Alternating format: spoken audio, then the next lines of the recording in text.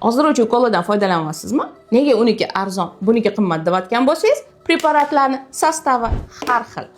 Semaglutid bu preparatlarga Ozempic, Wegovy, Semavik preparatlari kirib, bular faqatgina oshqozondagi va ichakdagi retseptorlarga ta'sir qiladi. Undan tashqari bu preparatlar faqatgina GPP1 agonistlariga ta'sir qiladi. Ishtahani bloklashga yordam beradi. Aynan qandli diabet va insulin rezistentligi bor insonlar uchun ishlab chiqarilgan. Bu preparatlarning narxi har xil.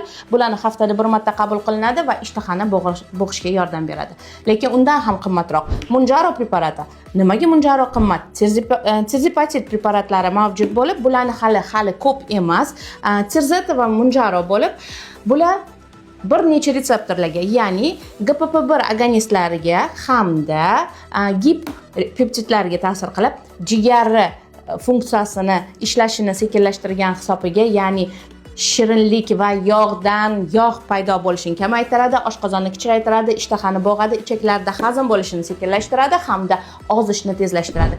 Ikkala preparat zo'r ishlaydi agar uni ishlatishni bilsangiz. Bu preparatda tana vaznini 15-20% ketsa, bu preparatda tana vaznini 30 va 35% ketadi. Shuning uchun bu preparatlar nisbatan qimmat. Uni ustiga ruchkalarning xili har xil.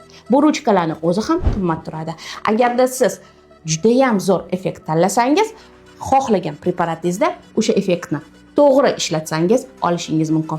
Agarda ozdiruvchi ukollar haqida ma'lumotlar sizga qiziq bo'lsa, kommentariyalarda yozing, savollaringizga javob berishga harakat qilaman. Ozdiruvchi ukollarga qiziqib yurgan hamma tanishlaringizga yuborib qo'ying. Ularning xili juda ko'p, ularni ishlatish turi ham har xil.